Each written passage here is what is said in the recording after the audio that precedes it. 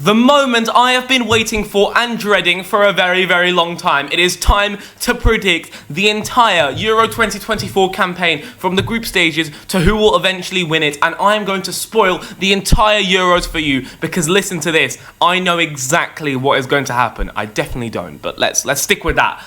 So if you don't want to know how the Euros is going to end, then maybe don't watch this video. But if you want the whole tournament to be spoiled for you, because I know exactly how this is going to go.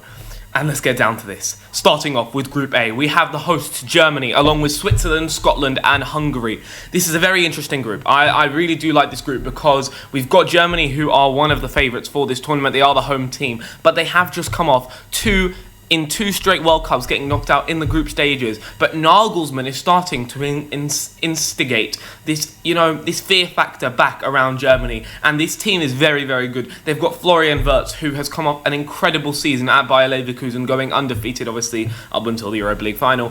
So he's a league winner. They've got Jamal Musiala, one of the best young talents in the world. Kai Havertz is really finding his form. İlkay Gündoğan, we know how good he is. And then at the back, the likes of Rudiger, just rock solid, coming off a Champions League win as well. This team is very, very good. But there are a few banana skins in this group that could slip them up. Now, I don't think that will be Scotland on opening day. Now, the Scots had some very interesting results. I mean, they did very well. They beat Spain in March of 2023, but then things started to go downhill with consecutive losses, and they've only actually managed to beat Gibraltar. Is the only team they've managed to beat in around a year. So there is worries around the Scotland national team, and they did just come off a 2-2 draw with Finland as their last game as preparation for the Euros. Draws with Norway, losses to Northern Ireland. It's not looking good for them, and I don't think the manager is getting it right. I don't think Steve Clarke is starting the right players. The team the Scots have is fairly good. A lot of Premier League players in there, the likes of Andy Robertson, Scott McTominay, who had a very good qualifying campaign, John McGinn, we know how good he's been this season. Going forward, the likes of Che Adams, who scored 16 goals in the Championship for Southampton last year. But I don't think it'll be enough, and I think the Scots finish fourth, and I've got a hot take here. I don't think they pick up a single point. This could turn out. These predictions always age either incredibly well or incredibly terribly. This could be one of my bad ones. Scotland could get out of this group, and I could be proved very, very wrong. But I'm going to say fourth, and I don't think they get a point.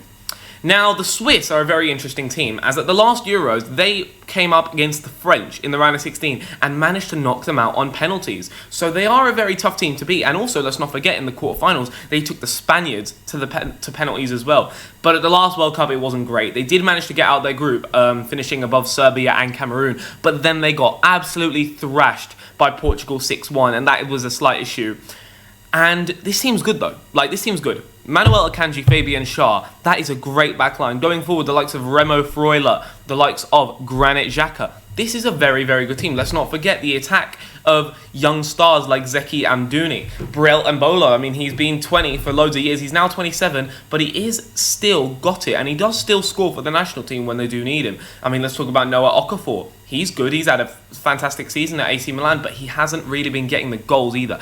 He's a good player, but he doesn't get the goals. And that is what my fear is with this Swiss team. They don't score enough goals. Xherdan Shaqiri, I mean, a player who I want to watch out for is Ruben Vargas, who's had a good season at Augsburg. I think he's very, very good. I went over Switzerland in my Dark Horses video, so make sure to watch that, please. And then in goal, don't know who they're going to go with, Sommer or Kobel. I think it'll be Sommer, but I'm not sure. These guys are good as well, and Sommer has done very, very well for Switzerland in recent tournaments, but I also don't think the manager, Murat Yakin, is that good, and I think this group has two very good teams out here. I think Switzerland will finish third, but I do think they'll make the knockouts.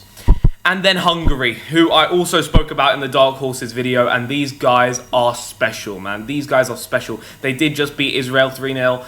Barnabas Varga and Roland Salai, along with Dominik Szoboszlai. I mean, that front three almost is just really, really good. In the middle, you've got Nagy and Styles. These guys are rock solid. And then at the back three of Orban, Salai and Lang. These guys will let nothing past them. Gulacsi in goal as well, experience.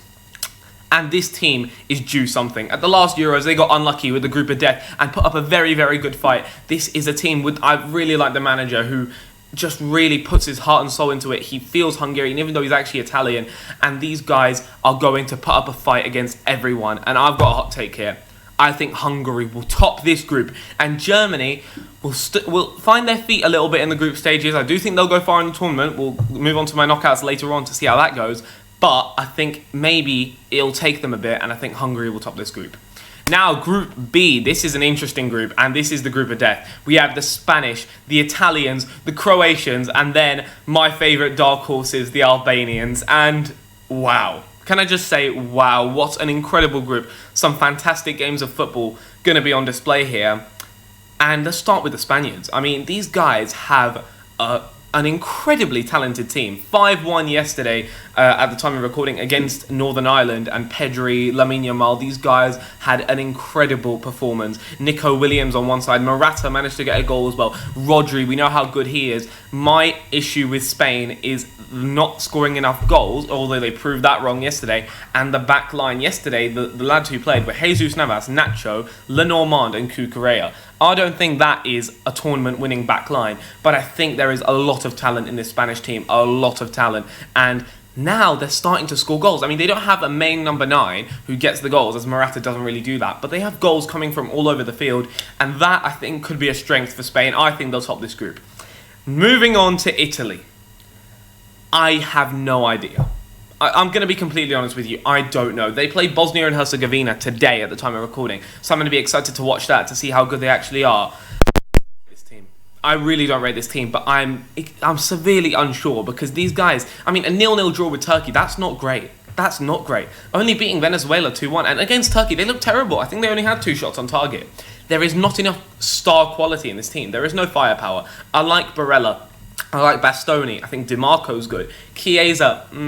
Vicario and goal, I like him. But then like Retegui, Pellegrini, Cristante, these guys are not. I don't think these guys are good enough to do what Italy did 3 years ago and go on to win the tournament. No way. And with this group, and Albania are a banana skin. And I think Italy, this could be my hottest take of the video. I've got a few hot takes in here. This could be my hottest one. I think Italy get grouped. I think Italy finished 4th in this group. And I think they go out, and I mean, champions curse, it's worked at the World Cup, could it strike at the Euros? Who knows? Now, Croatia. These guys, man, I love them. I love them. The whole vibe of Croatia. I mean, I love the song Igrajmo moja Hrvatska. There we go. So I'm gonna be hoping that these guys can do something again, and I really want to see them go far again. For Modric and whatever, this team is special. The manager, Zlatko Dalic, I think he's incredible for what he's done with this Croatian team. The way they've managed to get to the World Cup final, then World Cup semi-final back-to-back. It is just fantastic, and they have a good team. They did just beat Portugal in a friendly 2-1. This is a big statement. I mean, we're not gonna just go over it like, oh, it's a friendly, who cares? No, this is a big statement. And going through the team, it's good. Modric, Brozovic, Budimir, Lovro-Majer, Kovacic, Gvardiol at the back. I mean, Livakovic in goal, we know how good he was at the World Cup. These guys are good, and I think someone who needs to have a big tournament for them, Lovro-Majer at right wing, because he's good. He's a very good player. He's had a good season at Wolfsburg. He scored 2 in the friendly earlier against Macedonia, and he could be that guy going forward because Croatia do still lack goals. I don't know how reliable Budimir is. Having said that, though, I think Croatia are a more knockout team than a group stage team, and I think potentially they finish 3rd here.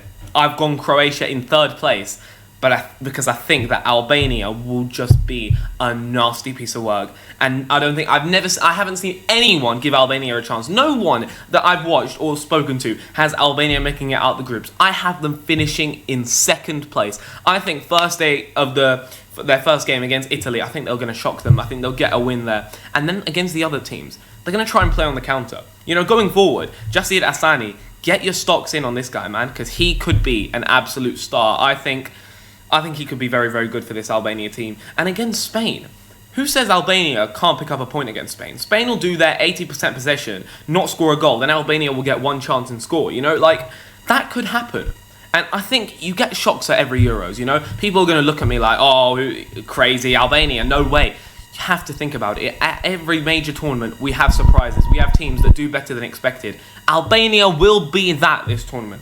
That's what I think, from what I've seen of them. And I think they'll finish 2nd and make it out the groups.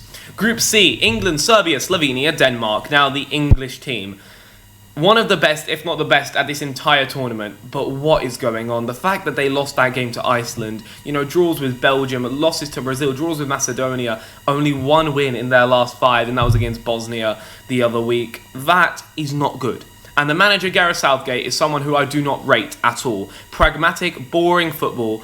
that doesn't get England anywhere. He's always scared when he comes up against a big team. They struggle. Having said that, though, there isn't really a big team in this group, and that is why I have got England first. I think that's going to be pretty comfortable. It's going to be interesting to see how they get on later in my predictions in the knockouts, but in the groups, I don't think they'll have a problem. They'll top the group.